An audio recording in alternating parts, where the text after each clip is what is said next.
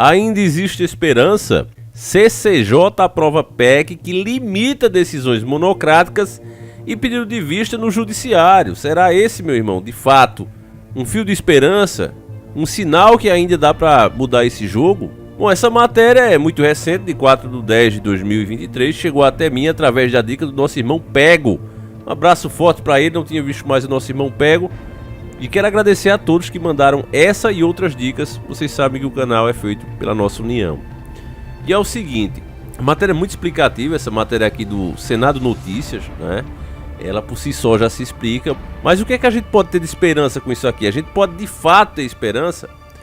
Eu vou deixar para falar no final, porque se eu falar agora vai acabar contaminando a sua maneira de ver, né?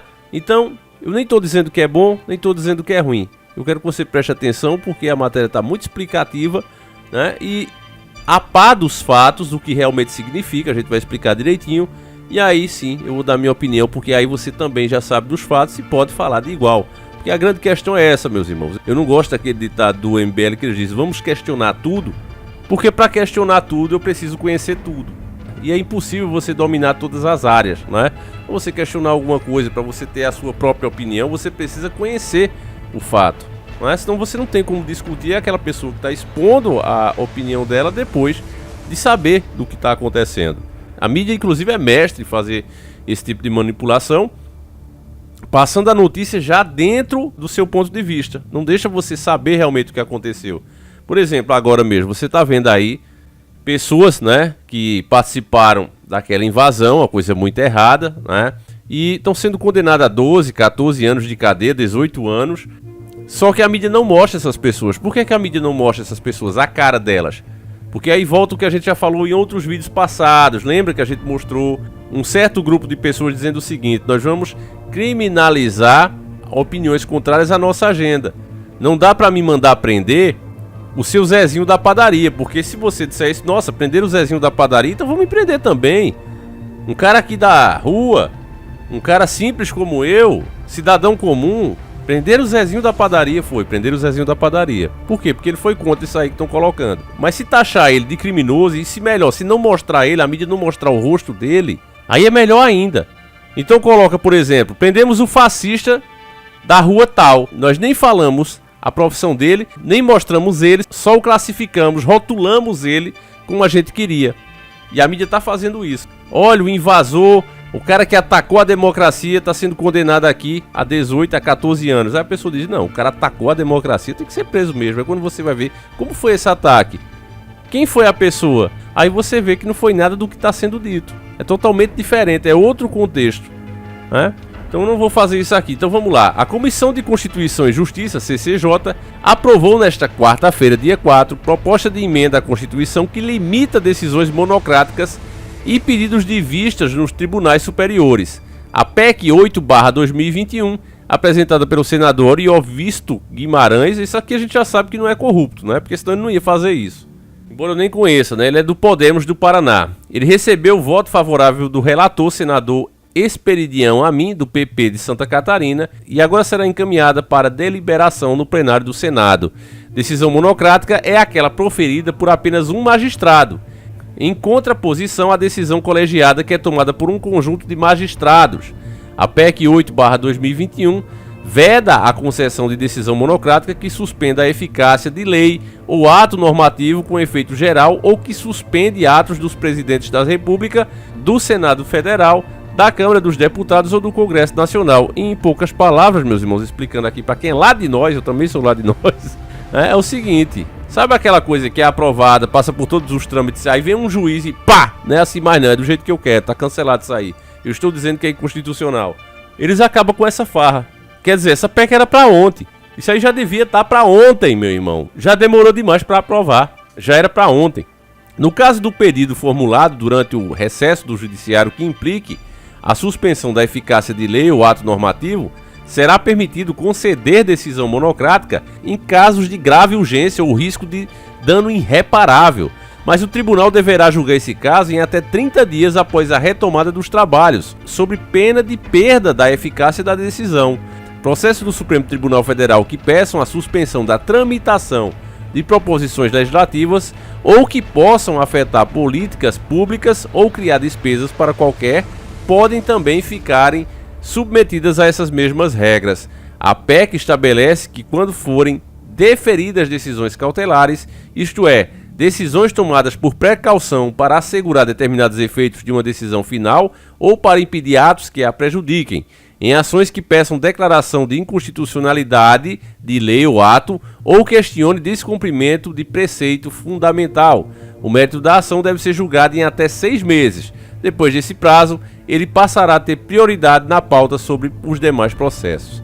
E aí vem o pedido de vista. A PEC 8/2021 também estabelece que pedidos de vista, prazo para estudar um determinado processo, devem ser concedidos coletivamente por prazo máximo de 6 meses.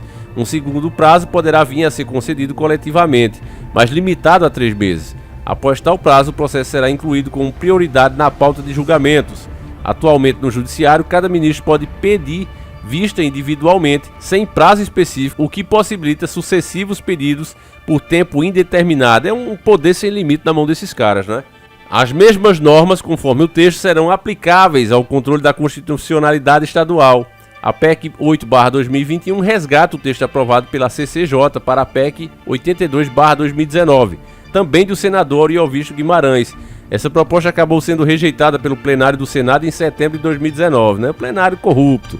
Na justificação da nova proposta, Oriovisto apresenta números de um estudo segundo o qual, entre 2012 e 2016, o STF teria tomado 883 decisões cautelares monocráticas, ou seja, um cara só decide, né? Em média, 80 decisões por ministro, são os donos do país, né?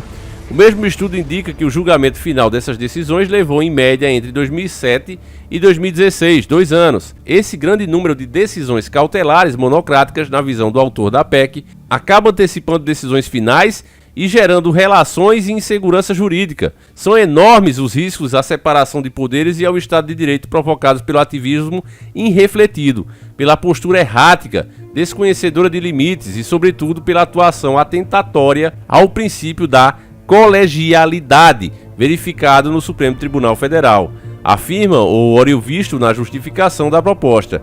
Favorável à proposta, e queridão a mim afirma no relatório que a decisão monocrática deixou de ser a exceção para se tornar presente na quase totalidade dos julgados do STF. Ele também afirma que a preocupação com esse tipo de decisão não tem viés ideológico, uma vez que propostas semelhantes já foram apresentadas por parlamentares de outros partidos. Então a matéria, como eu falei para vocês, muito didática, né? Ela explica por si só. E essas coisas aqui, meu irmão, já deveria ter acontecido, né? Porque aí vem a minha opinião, né? Que se continuar do jeito que tá, né? Não tem para que ter parlamento. Aí acaba com essa farsa toda e diz, olha, a gente que manda mesmo é do jeito que a gente quer, né? E aí fica no país quem quer.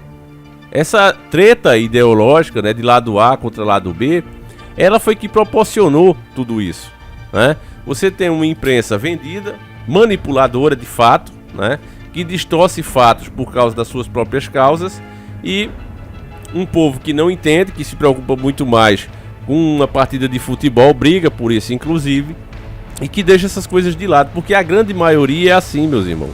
Por exemplo, um assunto bem polêmico, né, que eu tô vendo muitos vídeos hoje sendo feitos, né, mostrando muitos nordestinos que declararam voto a esse que está aí, hoje arrependidos, né? E eu tenho visto isso também. Muitos que fizeram L hoje estão aí dizendo, poxa, velho, bem que você avisou mesmo. Eu pensei que ia melhorar, eu pensei que ia ser como da outra vez. Logo quando ele entrou, né, que saiu o Fernando Henrique, entrou ele, as coisas melhoraram. Eu digo, mas melhorou de uma forma errada. O cara simplesmente endividou a nação. E toda dívida chega a hora de pagar. É como você ir do agiota. Você chega no agiota, tem o que aí pra oferecer? Não, eu vou hipotecar aqui minha casa, meu carro, me empresta tanto. O cara te empresta, é um juro abusivo, né? Que em poucos meses todo o seu patrimônio é dele. E aí você vai ver o quanto é ruim na hora de executar essa dívida. Você não pôde pagar, ele vai tomar teus bens, tudo que você tem. E é mais ou menos isso, meus irmãos, porque quando se fala, né, nessas entregas de patrimônio, ou seja, as privatizações, quando se fala em endividamento da nação, tá do mesmo jeito, porque um quer entregar todos os bens, quer vender, quer privatizar, beleza. E o outro não quer fazer isso, mas quer criar um estado inchado, colocar ali numa vaga que é para uma pessoa, né, que deveria ser de uma pessoa competente, coloca 10 indivíduos nessa mesma vaga, né? Cria vários departamentos ali, um estado totalmente inchado, burocrático, porque aí todos têm que dar o seu carimbo, cobram para isso, e aí fica difícil para você, né, trabalhar, fica pior ainda para você legalizar, né, o seu trabalho, e por aí você vê essa ladeira abaixo que está o país, né? E aí, né, sem entrar grana, o que é que os caras fazem? Dívidas e mais dívidas, déficit, porque o juro tá aí, a gente já nem aguenta pagar mais o juro, a gente paga amortização de juro. Aí quando você começa a olhar isso de fora, você começa a entender, né, que os extremismos eles são ruins e leva sempre as pessoas para isso, porque seja vendendo ou se endividando, de todo jeito a gente tá ferrado, meus irmãos, porque os preços sobem, a qualidade de vida diminui, o poder aquisitivo encolhe drasticamente e contra essas pessoas não dá para você fazer nada, né? Porque não são nenhum João Ninguém. São pessoas que detêm aí o acesso a ogivas nucleares. Então não é simplesmente, eu tô devendo a você, depois eu pago. Eu vendi isso a você, eu quero de volta. No caso da privatização, não é assim, né? Você ficou na mão desses caras, meu irmão, você vai penar, né? Então espero que isso aqui vá pra frente, né? Vocês sabem que sempre podem modificar, que os caras sempre podem dar pra trás, afinal de contas, começa a rolar aí os telefonemas. E aí os caras começam a afrouxar, né? Mas eu espero que isso vá pra frente, meus irmãos, até pelo bem da nossa nação, né? Cada macaco no seu galho, e faz tempo que isso não acontece, né? Os caras estão simplesmente fazendo o que bem querem.